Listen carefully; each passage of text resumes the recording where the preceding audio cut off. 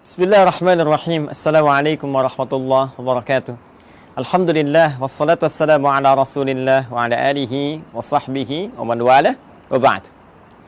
Saudara-saudariku dimanapun Anda berada, saya Adi Hidayat izinkan menyapa dan mendoakan kita semua. Semoga Allah senantiasa menyayangi, melindungi dan merahmati kita tanpa kecuali. Alhamdulillah, dari sekian kita belajar dan mengamati situasi dinamika yang terjadi dalam konteks kehidupan kita, bahkan dalam skala global, menghadirkan banyak hikmah, banyak pesan-pesan, dan juga pendalaman-pendalaman dan perluasan wawasan keilmuan kita. Di antara itu, ada sebagian kawan juga yang bahkan banyak bertanya, banyak meminta terkait kejadian yang berlangsung di Palestina, yang sering kita uraikan, kita bahas, untuk mendalami kembali genealogi, ya, atau asal keturunan dari umat Yahudi. Edisi kali ini kita akan coba belajar bagaimana Al-Quran, hadis-hadis Nabawi Sallallahu Alaihi Wasallam memberikan informasi yang valid kepada kita tentang keturunan dari umat Yahudi, perilaku-perilakunya, dan juga diksi-diksi Al-Quran yang sangat indah, yang bahkan mengajak seluruh manusia, terkhusus juga dari kalangan umat Yahudi, untuk kembali pada jalur-jalur kebenaran dan menampilkan realitas yang terjadi sepanjang zaman. Seperti apa uraiannya? Ini yang coba kita akan kaji di kesempatan mulia ini, insya Allah. Baik, untuk menemukan jawaban tadi, kita harus menggali dulu secara genealogi, garis keturunan, baik ke atas ataupun ke bawahnya. Dari mana kemudian umat ini muncul, seperti apa perjalanannya, bagaimana karakteristiknya, dan seperti apa kita merespon dalam konteks kehidupan global ataupun konteks kehidupan kita, ya, secara individual dalam konteks berinteraksi di sosial kehidupan kita saat ini. Baik, saya akan mulai teman-teman sekalian dari Abul Anbiya dulu ya. Abul Anbiya, bapaknya para nabi. Ya, gelar ini diperoleh oleh Khalilullah yang sangat dekat dengan Allah Subhanahu wa taala, yaitu Nabi Ibrahim alaihi salam, ya. Nabi Ibrahim. Baik, saya tuliskan dulu seperti ini. Ya kan? Nabi Ibrahim alaihissalam. Baik, nanti ini ada jalur keturunan ke atas, teman-teman sekalian. Ya, ada jalur keturunan ke bawah ke sini. Nah, jalur keturunan ke atasnya kalau kita sambungkan misalnya kan. Nah, ini yang walaupun ada perdebatan kita tuliskan dulu ya, dari Azar, kemudian ke Teruh, kemudian ke Abir, ya, tuliskan begini Abir. Nah, ini Abir ini nanti ada yang mengaitkan juga dengan bahasa Ibrani yang saat Nabi Ibrahim tinggal di Padan Aram, ya, yang sekarang itu wilayah Irak, dulu dikenal dengan Babilonia. Nanti kita turunkan juga, ya. Kemudian bin Azar, bin Taruh, bin Abir, kemudian bin Kinan, bin Arfakhshad. Tuh, ini penting sampai ada alarm tuh. Ini kompleks. Arfakhshad. Ah. Bin Azar, bin Taruh, bin Abir, bin Kinan, bin Arfakhshad, bin Sam. Kemudian di sini Sam. Ah. Kemudian bin Nuh alaihissalam. Nuh alaihissalam. Ayo teman-teman sekalian ya. Ah.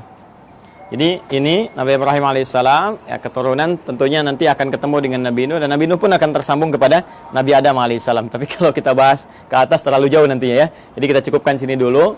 Jadi Ibrahim alaihissalam, bin Azar, bin Taruh, bin Abir, bin Kinan, bin Arfakhshad, bin Sam, bin Nuh alaihissalam. Ya. Dan Nabi Nuh alaihissalam ini nanti akan melahirkan generasi yang terus nanti berkembang, ya, menebar keturunannya, generasinya di muka bumi yang sekarang kita menjadi bagian dari keturunannya. Ya, terutama dari 3 keturunan beliau. Ya, ini Nabi Nuh alaihissalam kan dalam sejarah disebutkan setidaknya ada 4 kan ya. 4 dari anak keturunan, 1 Kan'an, ya. Nah, ini yang kemudian tenggelam dalam banjir besar karena beliau tidak mengikuti arahan ayahandanya, ya. Kemudian juga nanti ada Sam. Nah, ini yang ke sini keturunan Nabi Ibrahim alaihissalam, nanti dari sini ya, tarik jalur ke atas. Dari Sam, kemudian ada Ham, kemudian ada yang keempat Yafith, ya, Yafith. Nah, ini teman-teman sekalian 3 ini nanti yang akan berkelanjutan mengikuti Nabi Nuh alaihissalam yang naik ke kapal besar itu, ya, kemudian melewati berbagai rintangan saat terjadi banjir besar, dan kemudian mendarat dan melahirkan keturunan dari sini sampai ke populasi manusia hingga saat ini.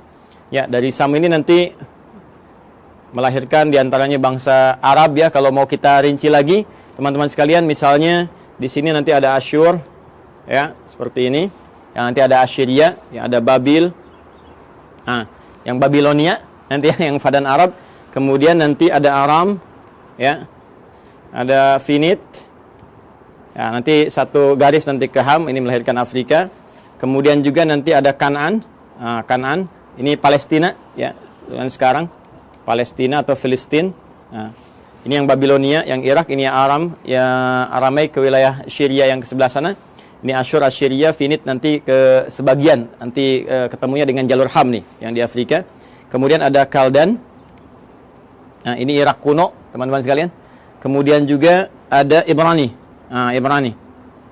Ibrani ini nanti ada yang juga mengaitkan dengan bahasa Fadan Arab, ya, yang di Babilonia, yang menjadikan keturunan ini nanti berbahasa Ibrani. Lalu dari situ juga ada yang mengaitkan dengan Abir, yang jadi bahasanya Nabi Ibrahim alaihissalam ketika ada di Fadan Arab.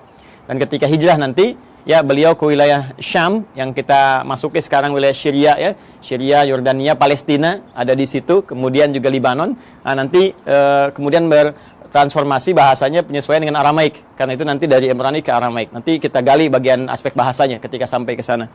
Kemudian di sini juga ada Masri, ya, yang nanti melahirkan turunan Mesir, karena perpaduan dari sini, ya. Jadi kita temukan Asyur, Babil, kemudian Aram, Finit, Kanaan, Kaldan, Ibrani, Masri. Ini diantaranya, ya.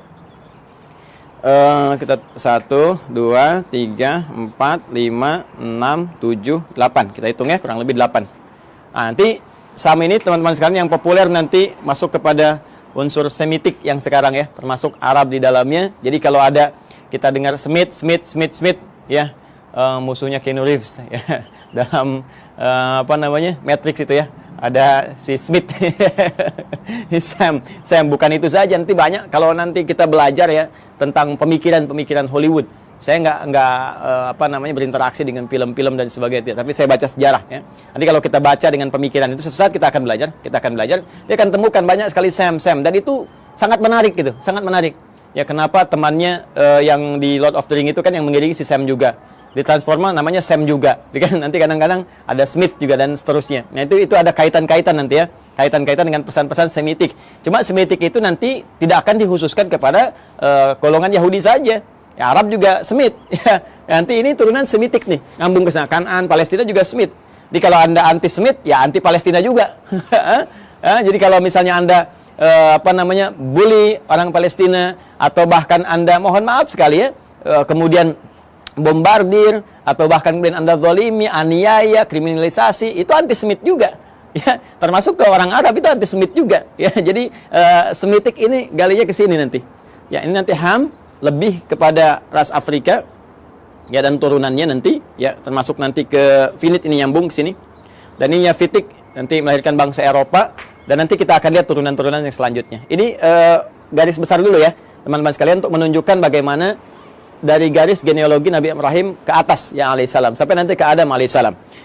Saya izin ambil penghapus dulu, saya hapus dulu ini, ya, kemudian kita turunkan ke bawah. Jadi saya cukupkan sampai Nabi Nuh, Nabi Ibrahim ini nanti kita turunkan generasi ke bawah. Baik, bismillah. Kita akan coba turunkan sekarang jalur ke bawahnya. Kita hapus dulu ini supaya kita mengenal lebih jauh, dan kita temukan nanti genealogi kapan Yahudi itu ketemu. Ya, kapan Yahudi itu ketemu, ya, diksinya. Karena nanti redaksi Al-Quran tegas menyampaikan, makana Ibrahimu Yahudiyya wala Nasraniyya walakin kana hanifan muslima. Ya, tidaklah Nabi Ibrahim itu seorang Yahudi, seorang Nasrani, tapi beliau adalah seorang Muslim yang taat, Muslim yang lurus, yang membawa garis risalah sampai dengan ke atas, ya, sampai dengan ke jalur Nabi Nuh alaihissalam.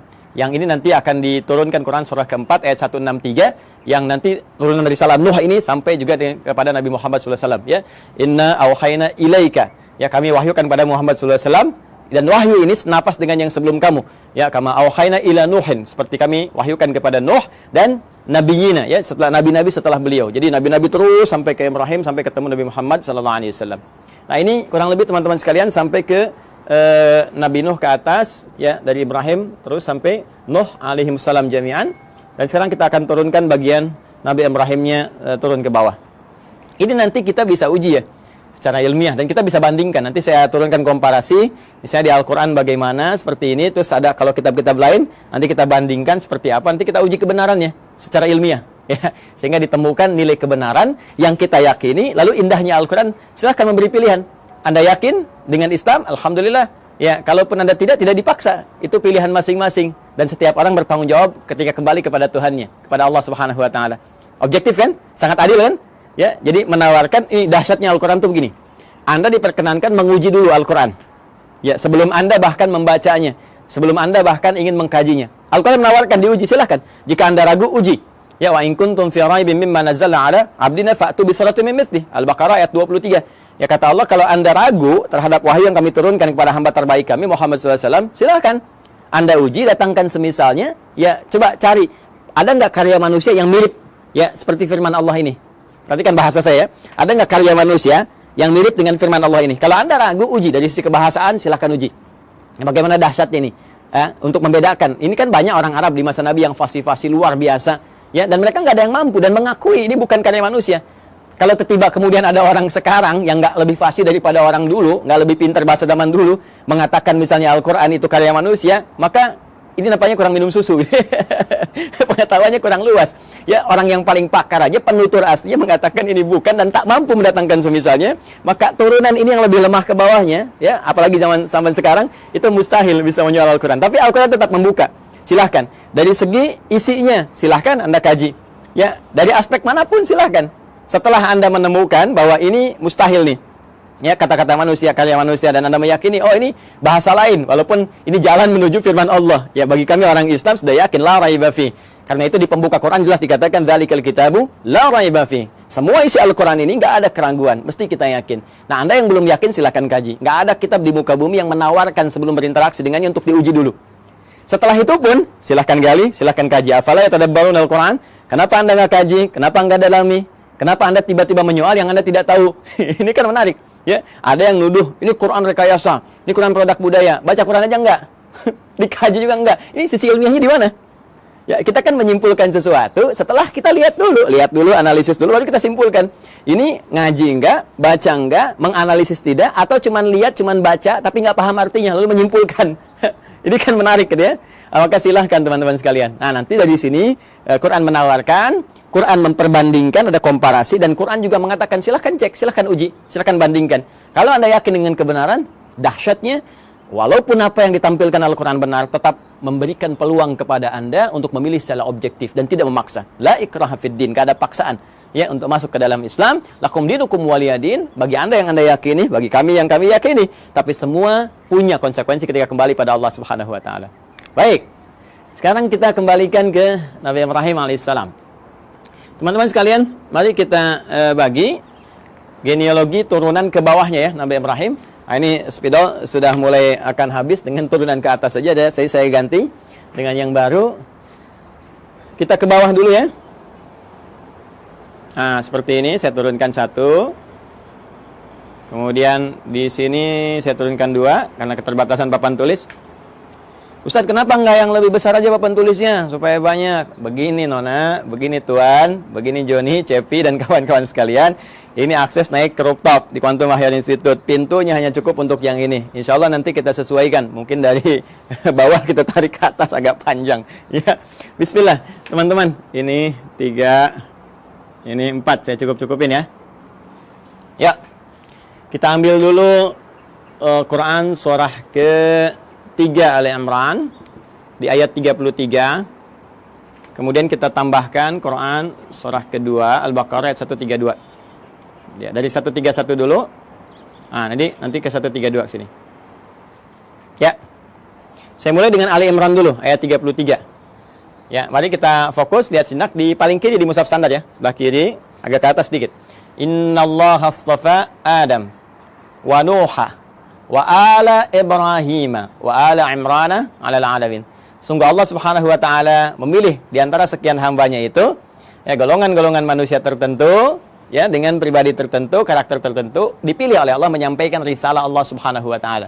Ya, di antara mereka adalah ya, manusia pertama Adam alaihissalam sebagai penata pondasi awal kehidupan manusia di muka bumi. Innallaha astafa Adam wa Nuha. Nah, ini kemudian rasul pertama. Kalau Adam tadi nabi pertama, kemudian Nuh alaihissalam rasul pertama. Yang ini saya turunkan ini, ya. Bin Nuh Matusyail bin ini dari Sam ke Nuh bin Matusyalah bin Kinan bin Anwas bin Tis bin Adam alaihissalam. Jadi dari Adam sampai ke Nabi Nuh alaihissalam. Wa Nuha wa ala Ibrahim. Kemudian keluarga Ibrahim. Nah, ketika menyebutkan Ibrahim disebutnya ala Ibrahim. Al Ibrahim, keluarga besar Ibrahim. Ya. Jadi kalau al ini teman-teman sekalian, ini menunjuk pada keturunan ke bawah ya. Terus tanpa batas nih. Ya, keturunan terus tanpa batas sampai dia berakhir. Ya. Makanya kalau ada surah Ali Imran berarti dari Imran dengan Hanna ke Maryam ke Isa, gitu kan? Nah, keturunan Ibrahim ini siapa saja? Nah, ini yang kita bahas wa ala Ibrahim ya wa ala Imrana 'alal 'alamin, dan juga keluarga besar Imran dari semesta alam. Kami pilih untuk misi dan risalah tertentu. Kemudian yang menarik ya teman-teman sekalian, ala Ibrahim ini nanti ada yang spesifik disebut dengan anak keturunan. Jadi kalau al itu terus ya sampai keluarga, sampai turunan ke bawah. Ah, nanti dari turunan anak-anak ini teman-teman, ya misalnya anak laki-laki atau ada anak perempuan, terus langsung turunannya ini secara langsung ya, secara langsung generasi pertamanya ini, nah, sampai dengan ke bawahnya nanti itu bisa disebut secara genealoginya. Kalau ini kekeluargaannya, kalau ini genealogi turunan ke bawahnya itu disebut dengan bani namanya. Ya, jadi kalau satu laki-laki disebut ibnun begini. Nah, kalau satu perempuan disebut ibnatun begini. Karena ini hamzah wasol kadang dibuang, harakat jadi pindah ke sini. Kalau harakat dipindah, kemudian ujungnya wakaf mati, jadi bin istilahnya. Anak laki-laki. Ini dibuang, jadi bin, ini mati, jadi bintun, binti, anak perempuan. Ya, Isa bin Maryam. Isa anak laki-lakinya Maryam.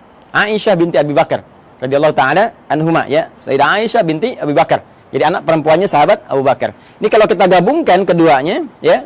Terus ke bawah ini, apalagi kalau ditambah jadi bani namanya. Ya, bani. Ya kan? Anak keturunan, garis keturunan, genealogi yang ke bawahnya. Baik, nah sekarang kita sambungkan ke Quran surah 2 Al-Baqarah ayat 131. 131-nya mengatakan, "Idz qala lahu rabbuhu aslim, qala aslamtu lirabbil alamin." Ini dasar pertama. Ketika Rabbnya mengatakan ya kepada Nabi Ibrahim alaihissalam, Nabi Ibrahim punya Tuhan, ya Tuhannya Allah Subhanahu wa taala, difirmankan oleh Allah, "Aslim, tunduk patuh kamu kepada semua ketentuan Tuhan." Ya, jadi aslim itu kata perintah, fi'il amr. Ya, aslim tunduk, patuh.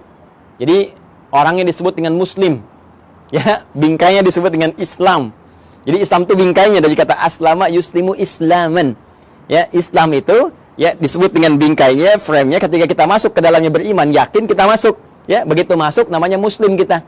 Keyakinan kita menjadikan kita mukmin. Mukmin itu keyakinannya, muslim itu orang yang masuk ke dalam bingkainya. Muslim. Ya, tunduk, patuh. Jadi nama muslim Islam itu memberikan kesan bahwa kita mesti tunduk, mesti patuh dengan perintah Allah Subhanahu wa taala, jangan melanggar ketentuan, ikuti semua arahan-arahan, perintahnya, jauhi larangan. Itulah Islam. Jelas ya? Orangnya muslim. Maka kata Allah Subhanahu wa taala berfirman pada Nabi Ibrahim, "Aslim, kamu tunduk patuh pada perintah Tuhan." Ya, maka beliau katakan aslamtu lirabbil alamin. Saya siap ya Allah. Sami'na wa ata'na. Ya, kita tunduk, kita patuh, kita taat, ya kan? Maka beliau katakan aslamtu lirabbil alamin, saya tunduk, saya patuh ya Allah kepada Rabb semesta alam, seluruhnya tanpa kecuali. Maka di sini Al-Qur'an mengatakan beliau hanifah muslimah, orang yang lurus, yang tegak, yang patuh, muslim. Ya, sifatnya disebut apa tadi? Islam.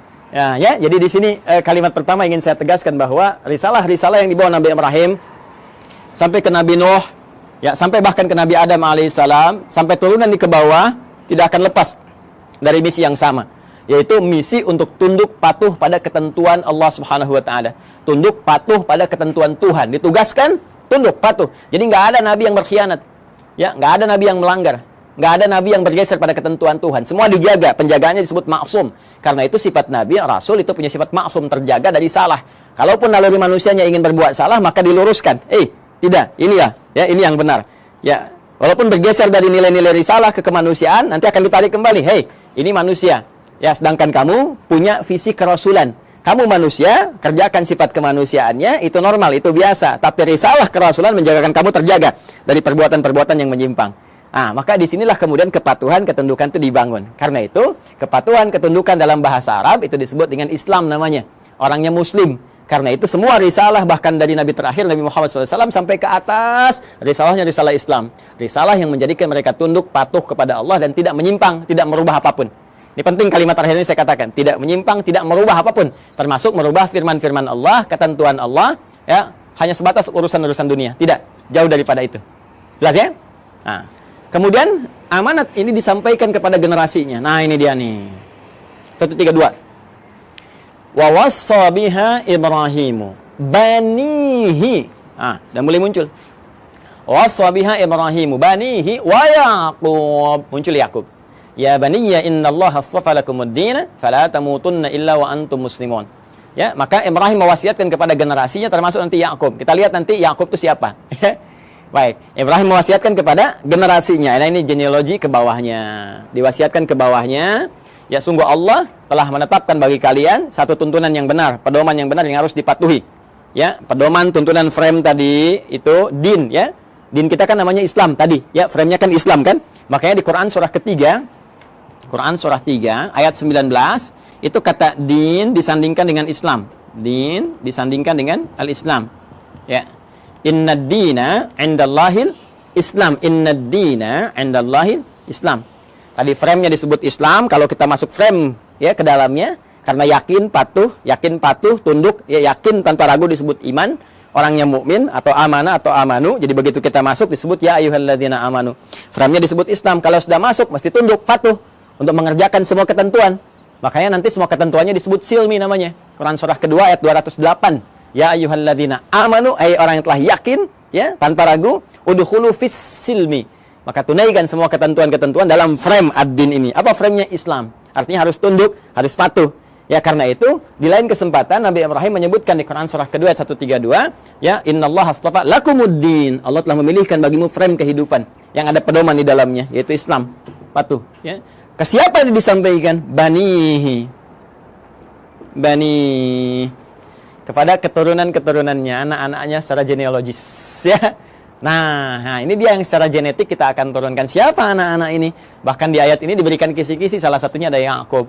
Siapa Yaqub itu? Kita yang coba akan turunkan, teman-teman. Baik, izin saya hapus dulu ini. Yang ini saya hapus. Ya, supaya nanti kita mudah menurunkan keturunan secara genetik dari yang ini dulu. Bismillah, Nabi Ibrahim alaihissalam, beliau kemudian menikah. Ya, diberikan jalan oleh Allah Subhanahu wa taala untuk menampilkan risalahnya dan supaya risalah itu terus ya menyebar, meluas dalam generasi-generasi selanjutnya yang melanjutkan risalah ayahandanya tercinta yaitu Abul Anbiya. Maka Allah berikan kemudian jalan untuk pernikahan. Nah, ini jalurnya untuk menikah. Ya, bukan hubungan sembarangan gitu ya. Maka adalah kemudian perempuan yang sangat luar biasa terhormat. Terhormat, perempuan baik, suci, akhlaknya mulia dan cantik jelita. Nah, ini jarang sekali yang seperti ini, itu Sayyidah Sarah. Ya. Masih di Padan Arab nanti ya, di Babilonia nanti bertemu jodohnya dengan beliau. Kemudian nanti di sini ada Sayyidah Sarah binti Am al-Khalil. Am al-Khalil. Am al-Khalil ini binti pamannya Nabi Ibrahim sendiri. Jadi Nabi Ibrahim punya saudara, punya paman juga, nanti punya anak namanya Sarah, perempuan, nanti menikah.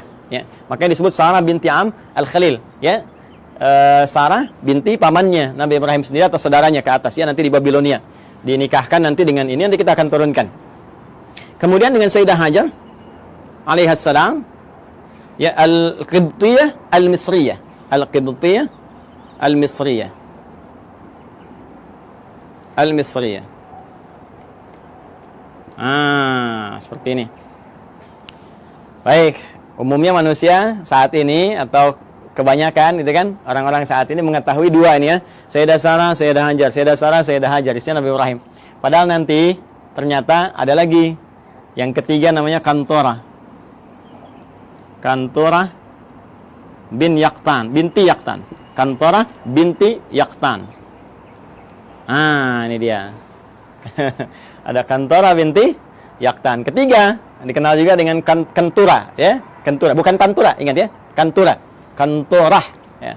Dan yang ini yang keempat di sini Hajun. Sayyidah Hajun binti Al-Amin. Masya Allah.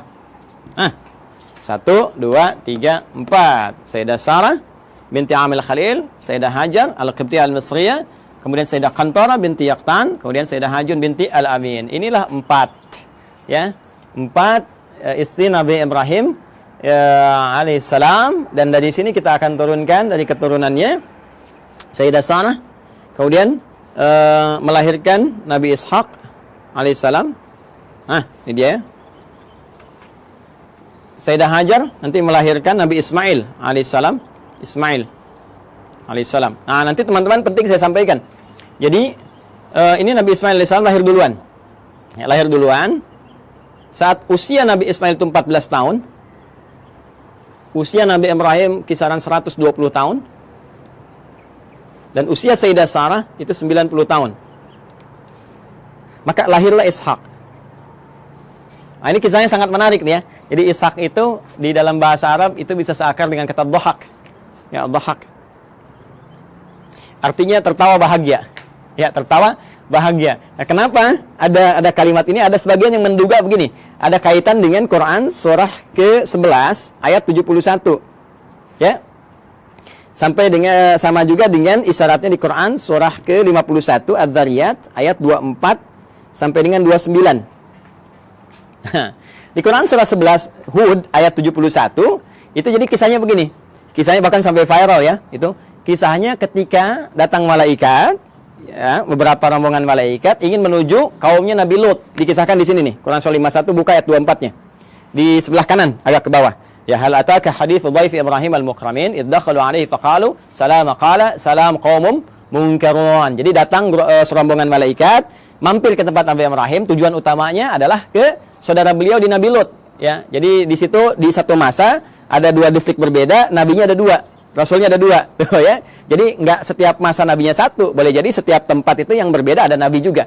Nah, ini keponakannya, Nabi Lut keponakan Nabi Ibrahim. Kemudian apa yang terjadi? Ketika akan datang yang menghukum umatnya Nabi Lut yang memang minta diadab, ini keterlaluannya, minta diadab, ya, maka malaikat mampir dulu ke tempatnya Nabi Ibrahim. Ketika itulah mengabarkan bahwa Sayyidah Sarah ini yang sudah usia 90 tahun itu akan punya keturunan, akan punya anak, akan mengandung. Maka di sini kemudian beliau disebutkan sambil menepuk wajahnya, fasaqat wajhaha wa qalat ajuzun aqim. Beliau mengatakan, apa yang seperti ini masih mungkin bisa punya keturunan? Itu sambil berdiri. Berdiri itu bahasa Arabnya qaimun, qaim. Kalau perempuan tambah tak di ujungnya, qaimatun. Ya, jadi sambil berdiri menepuk begini sambil tertawa. Ya. Ini yang seperti ini apa masih mungkin punya keturunan? Jadi ketawa gembira, tertawa dan tepuk-tepuk, ya, seakan takjub dengan keadaannya. Maka di Quran surah ke-11 ayat 71 disebutkan, wa imra'atuhu qa'imatun fadhahikat fabasyarnaha bi Ishaq. Ya, Masya Allah. Wa imra'atuhu, sedangkan istrinya Nabi Ibrahim alaihissalam yaitu Sayyidah Sarah, qa'imatun, langsung berdiri mendengar kabar itu. Ya, ketika malaikat mengatakan di surah ke-51 ini, ya, kemudian mengatakan fabasyaruhu bi ghulamin alim, dia akan dapat anugerah seorang anak yang sangat cerdas, gulamun alim. Kalau Ismail gulamun halim, kalau ini gulamun alim. Ya, halim itu cerdas dan perasa. Ya, tapi gulamun alim cerdas. Jadi anak kamu akan lahir darimu anak yang sangat cerdas, gitu kan? Anak jenius, cerdas, maka langsung bangkit menepuk, tertawa gembira. Apa mungkin yang masih begini masih punya keturunan? Ya, maka di Quran surah 71, di Quran surah 11 Hud ayat 71 dikatakan wa imra'atuhu qa'imatun fadhahikat, maka tertawa gembira dan sambil menepuk bagian pipinya, fabasyarnaha bi Ishaq, kami kemudian anugerahkan kepadanya namanya anak bernama Ishaq. Ya, yaitu apa? Memberikan kesan bahwa kamu kaget sambil tertawa, kami berikan seorang anak yang akan memberikan kegembiraan pada dirimu dan menghadirkan tertawa bahagia, tertawa gembira. Artinya yang selalu membuat engkau riang, membuat engkau bahagia sampai engkau tertawa gembira dan terhibur. Jadi apa yang kau rasakan seakan-akan sedih, gitu kan? Seakan merasakan kapan punya keturunan, sekarang kau tinggal gembira aja. Anak itu akan memberikan kesan kau sambil gembira, tertawa dan sebagainya. Itulah Ishak. Jelas ya? Nanti ada Ismail dari Sayyidah Hajar, ya, alaihissalam. Ini disebut di Al-Quran gulamun halim, anak cerdas yang punya empati tinggi, rasa tinggi. Sehingga nanti banyak kisah, kita akan masuk ke kisah itu ketika akan menurunkan Ismail sampai ke Nabi Muhammad SAW, ya. Itu bagaimana bapaknya akan membawa tugas yang tidak mudah meninggikan bangunan Ka'bah yang hancur atasnya di masa Nabi Nuh itu. Tiba-tiba nanti Ismail datang membawa batu, merasakan bagaimana beban kerja ayahnya, pengen bantuin, ya, sehingga ketika Nabi Ibrahim mulai bekerja, tapaknya disebut makam Ibrahim. Nabi Ismail membawa batu disusun-susun, susunannya disebut dengan Hijr Ismail. Sampai sekarang sudah ada di area Ka'bah. Nanti puncaknya saat peristiwa kurban itu. Nanti ya, supaya nggak terlalu panjang, kita berhenti dulu di sisi genetik dulu ya, sampai sini. Nah, dari Kantorah, Sayyidah Kantorah, ini juga nanti menurunkan ada keturunan-keturunan. Ya, diantaranya nanti satu, Madian. Nah, nanti teman-teman pernah dengar Nabi Musa alaihissalam ketika dikejar-kejar ya, prajurit Fir'aun, ya, dalam peristiwa itu kan pergi ke Madian dulu kan. Nah, ini nanti ada keturunan dari Sayyidah Kantorah. Kemudian ada Madian, ada Zamran. Ya. Kemudian yang ketiga ada Suraj. Nah, kemudian juga kita temukan ada Yukshan. Nah, atau Yakshan, boleh dibaca Yakshan, Yukshan. Kemudian juga yang kelima ada Nasak atau Naksan. Ya, Nasak ya, atau ada yang menyebutkan Nakshan, ada yang menyebutkan Nasak ya. Yang keenam sebetulnya ada 6 anak, cuma yang 6 tidak diketahui, tidak disebutkan. Jadi di Madian, Zamran, Suraj, Yukshan, Nasak, dan yang keenam ini tidak disebutkan ya. Referensi ini, teman-teman, referensi yang ini ditemukan di kitabnya. Namanya kita kasih ya sumbernya, supaya nggak dikira ini ngarang-ngarang gitu kan. Tak-atik nih. Nama kitabnya At-Ta'rif wal A'lam. Karya siapa? Syekh Abul Qasim As-Suhaili.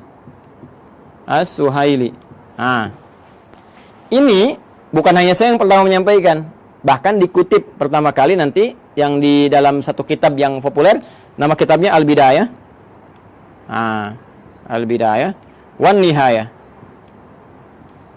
Karya Al-Imam Ibnu Katsir. Kalau sama dengan cetakan yang kami jadikan referensi, itu ada di jilid 1 halaman 407. Ya. Ini nanti disebutkan yang 5, cuma yang 6 nggak disebutkan. Ya, jadi ini ada Madian, Zamran, Suraj, Yaksan, kemudian Nasak, teman yang ke-6-nya tidak disebutkan. Ya, kalau ada perbedaan-perbedaan sedikit tipis ya, kayak ini misalnya Nasak ada disebutkan Naksan, ini Yakshan, ada yang Yukshan, itu bacaan-bacaan di ahli bahasa atau ahli terjemah saja. Kemudian dari Hajun ini juga ada Kisan atau Kaizan, kan? Kemudian ada Suraj, namanya sama dengan ini, Suraj. Kemudian yang ketiga ada Amim, ada juga yang menyebutnya Umaim. Ya, seperti ini. Ada Kaisan, ada Suraj, ada Amim atau Umam. Yang keempat Lutan. Bukan Ethan ya, Ethan Tom Cruise. Lutan. Dan yang kelima Nafis. Yang kelima Nafis. Ya, ada di MUI ada Ustadz Kiai Khalil Nafis. Jadi nanti nasabnya ke Nabi Ibrahim dari Sayyidah Hajun binti Al-Amin. Nah, ini ya keturunan Nabi Ibrahim alaihissalam. Dari sini satu, Sayyidah Sarah melahirkan Ishak, Sayyidah Hajar melahirkan Ismail, 2 kan? Kemudian dari Kantorah itu ada 6, 1 tidak diketahui, nanti 2 tambah 6, 8. Kemudian dari Sayyidah Hajun binti Al-Amin ada 5. 8 tambah 5 ada 13. Ya, 2 tambah 6, 8, ada 13 tambah 5, 13. Jadi ini kurang lebih 13 keturunan Nabi Ibrahim alaihi salam. Ya, dari istri-istri beliau. Dan nanti dahsyatnya, nanti ya, mungkin episodenya akan panjang gitu. Di Kantorah ini nanti juga ada satu penelitian, dugaan kuat bahwa itu yang menjadikan turunan dari bangsa Melayu, Jawa khususnya. Ya, disebutnya bangsa Jawi gitu kan. Jawi itu dulu ya mencakup Melayu semua, karena waktu ke Arab itu dikenalnya dengan Jawi, bangsa Jawi. Jadi Jawi itu bukan cuma Jawa, yang dalam konteks ini di kita di Indonesia ada Jawa Barat, Jawa Tengah, Jawa Timur. Tapi Jawi itu nanti luas, termasuk Melayu dan sebagainya. Nanti suatu saat kita akan belajar ke sana, insya Allah. Ini teman-teman sekalian, kurang lebih ya, ini referensinya, ini gambarannya. Yahudinya kan belum ketemu. Ya, sekali lagi, Yahudinya belum ketemu, maka kita harus turunkan minimal sampai tadi Yakub tadi, karena kan tadi saya katakan di Al-Baqarah 132 kan, waswabiha Ibrahimu banihi wa Yakub. Yakub siapa? Yakub. Karena ini urutannya di sini 1 2 3 4, kita turunkan ini dulu. Ya. Ini saya hapus dulu yang ini ya. Sudah dicatat ya?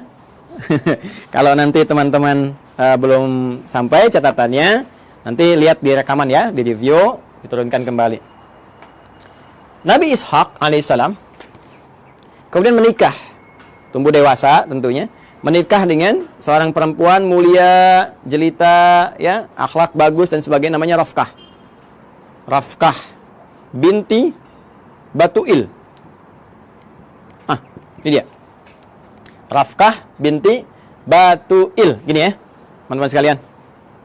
Dari pernikahan ini, ya, Nabi Ishaq alaihissalam menikah dengan Sayyidah Rafkah binti Batuil, melahirkan 2 anak kembar. Nah, ini yang gak banyak orang tahu. Ya, siapa 2 anak kembar ini? Yang pertama adalah Aish atau Ishu, gitu kan? Ya, atau Aishu begini tulisannya. Ain, ya, sad. Ya. Ya, ini satu. Yang kedua Yakub. Yakub. Ini kembar ini. Tahunya kan Nabi Ishaq, Nabi Yakub, gitu kan? Ternyata ini kakak adik. Ini kakaknya Ish atau Ishu. Ini adiknya Yakub. Gitu, ya. Coba nanti setelah berkembang remaja, saya percepat saja. Yang Ish ini, Ishu ini, nah, akan ditugaskan nanti berkelana gitu kan, merantau ke wilayah Romawi, Roma ya. Rum istilahnya Rum. Jadi ini nanti disebutkan keturunan-keturunan dari Rum ya, yang nanti mengacu kepada yang Yafis itu ya. Yang Yafis generasinya itu asal generasi awal, cuma nanti yang ini yang memajukan, yang memberikan istilahnya arahan-arahan, itu kan, mensibgo dan sebagainya. Ini nanti Aish atau Aishu. Ya, jadi sudah ada Romawinya. Sudah ada Romnya, cuma ini nanti ke sini dan beraktivitas banyak di sini. Ya, dan ini nanti akan nyambung kepada generasinya Yafith yang dari Nuh alaihissalam tuh ya, yang Yafitik itu. Ini saya berhenti dulu sampai sini. Saya akan teruskan ke sini. Nabi Yakub kemudian diminta ya oleh ayahandanya Ishaq alaihissalam untuk pergi ke Padan Arab.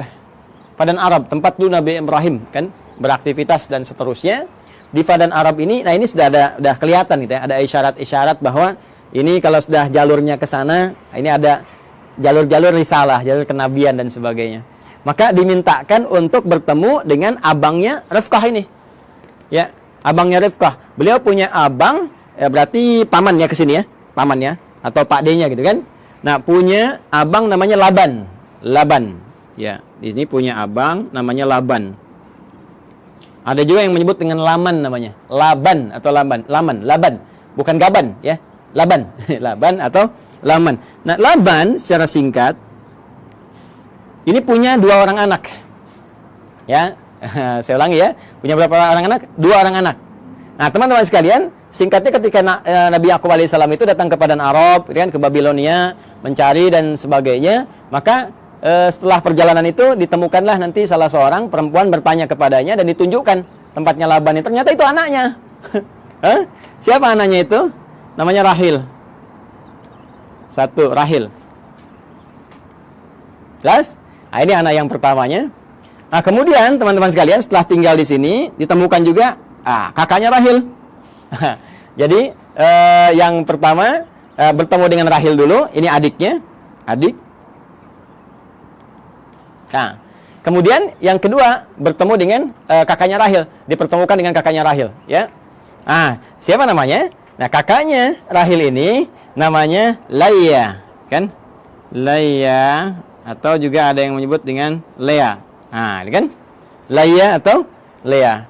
Nah, secara singkat ternyata beliau ini ditugaskan untuk menyampaikan pesan kepada Laban supaya ini bisa besanan. Nabi Ishaq bisa besanan dengan Laban. Maka dimintalah untuk menikah, memilih salah satunya.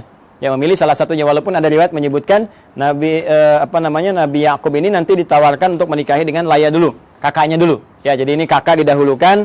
Kemudian beliau kan seorang yang sangat perasa ya. Yakub itu punya keunggulan yang luar biasa. Ya, beliau seorang yang sangat dekat ya dengan Allah, rajin ibadah. Kemudian lebih daripada itu juga sangat merasakan tidak ingin menyinggung orang, ya, curhatnya diserahkan kepada Allah sehingga orang-orang banyak nggak tersakiti. Jadi ini yang menjadikan beliau daripada nanti satu menikah, yang lain merasakan nggak nyaman, maka mengajukan dua-duanya aja dinikahin, ya kan? Nah, ini belum turun syariat yang di era Nabi Muhammad SAW, turunnya Quran surah keempat An-Nisa ayat 23, larangan menikahi kakak adik. Ya, wa antajma'u bainal ukhtaini illa ma qad salaf. Paling kanan sebelah bawah di mushaf standar ya. Wa antajma'u bainal ukhtaini illa ma qad salaf. Dilarang bagi kalian untuk menikahi kakak adik ya secara langsung kecuali yang dulu pernah terjadi. Ya, karena keadaan sekarang beda. Dulu orang bisa mengendalikan, bisa tahu, bisa paham dan untuk menjaga keturunan yang sangat terbatas keadaannya pada waktu itu. Sekarang sudah banyak menyebar. Makanya dilarang sekarang menikahi kakak adik dalam satu mahram. Ya dulu masih berlaku illa ma qad salaf. Maka dinikahilah kemudian Laya, ini pertama kali. Dan kemudian Rahil, yang kedua dinikahi. Ya. Dari Laya ini turun keturunan teman-teman sekalian ada 6 orang anak. Ya, 6 orang anak ini Rabin. Kemudian 2 Syam'un atau Simon. Dan yang ketiga Levi atau disebut juga dengan Lewi. Ya, Levi, ya, Levi. Tulisannya begini, bukan Levis ya, Levi. Lewi, gini. 4 Yahuda. Nah. Kemudian yang kelima Izaka. Ya. Yang keenam Zabulun. Nah. Dari Rahil melahirkan 2 orang anak, ya. 1 Yusuf alaihissalam, Rahil. Ya. Ini ibunya cantik sekali, cantik, jelita, taat, patuh. Makanya anaknya juga tampan, luar biasa ya. Tampan dan nantilah pas masuk cerita Nabi Yusuf, ini masih panjang, tenang aja teman-teman. Masih panjang. Dan yang kedua Bunyamin. Ya, Bunyamin. Ya. Baida Royani nggak masuk sini. Maaf ya. Bercanda. Ini nanti Yusuf dengan Bunyamin, ya. Berjalan, tiba kemudian sudah berumah tangga. Singkatnya, ini minta balik dulu. Minta balik, minta sowan lagi kepada bapaknya gitu kan. Supaya nanti ada bekal-bekal yang terbaik untuk dilanjutkan dan seterusnya gitu kan. Nah, nanti teman-teman sekalian sebelum kembali ini oleh Laban dihadirkan asisten rumah tangga untuk bantu baik kepada Rahel ataupun Laya supaya tugasnya lebih mudah karena tahu tugas Nabi Yakub pasti akan berat. Maka dikirimkanlah kemudian 2 orang untuk bantu. Laya dikirimkan Zulfa atau Zalfah. Ya, Zulfa atau Zalfah. Nah, kemudian dari Rahel pun dikirimkan Balha. Ya. Balha untuk membantu. Dan Nabi Yakub melihat, oh ini akan di rumah nih, banyak interaksi, ya, daripada nanti aneh-aneh, lebih baik jadi mahram sekalian. Mahram sekalian supaya membantu ada dalam lingkup keluarga. Makanya dinikahilah kemudian ini juga sehingga 4 lah, genap 4 istri Nabi Yakub alaihissalam. Ya, nanti dari sini ada 2 anak lagi, ya, dari Zulfa dan dari Balha 2 anak lagi. Ini papan tulisnya nggak cukup nih kalau saya tuliskan. Ada Dan, ada Jad dan yang lainnya. Jadi dari sini saya sebutkan 2. Teman-teman sekalian, ada 2. Ini pun 2. Ya. Jadi dari sebelumnya 6 dari Laya, tambah 2 dari Rahil, 6 tambah 2, 8, tambah 2 dari Zulfa, 10, tambah 2 dari Balha, 12. Inilah dari 12 keturunan Nabi Yakub alaihissalam. Yakub alaihissalam. Ini keturunannya ada berapa? Ada 12. Yakub ini masih mengalami tentunya masanya bapaknya Ishak dan ada yang menduga juga masih bertemu dengan Nabi Ibrahim. Jadi Nabi Ibrahim punya anak nanti Nabi Ishak, punya cucu Nabi Yakub. Tapi keturunan ke sini belum tentu jumpa. Ya, di yang cicitnya lagi sampai ke Yakub masih ada. Maka Yakub meneruskan wasiat bapaknya Ishak, Ishak meneruskan wasiat bapaknya Ibrahim. Makanya seringkali ditemukan kalimat ya Ismaila wa Ishaqa wa Yaquba gitu kan. Wal asbat, asbat ini 12 ke sini. Jadi Yakub meneruskan ke sini. Ya, nah ini teman-teman sekalian gambaran ini. Nah, Nabi Yakub ini seperti saya katakan tadi, Nabi yang sangat baik, taat, patuh, gitu kan? Ciri-ciri hamba lah. Hamba dalam bahasa Arab disebut abdun. Dalam bahasa Ibrani pada saat itu disebut dengan Isra. Isra. Ya, hamba siapa ya? Hamba Allah. Jadi kan puncak pujian Allah kepada ya ciptaannya, makhluknya, manusia itu sifatnya bukan disebut Nabi Rasul. Nabi Rasul itu menunjuk pada tugas dan berita besar yang dibawa. Puncak pujiannya justru terletak pada kalimat hamba, abdun.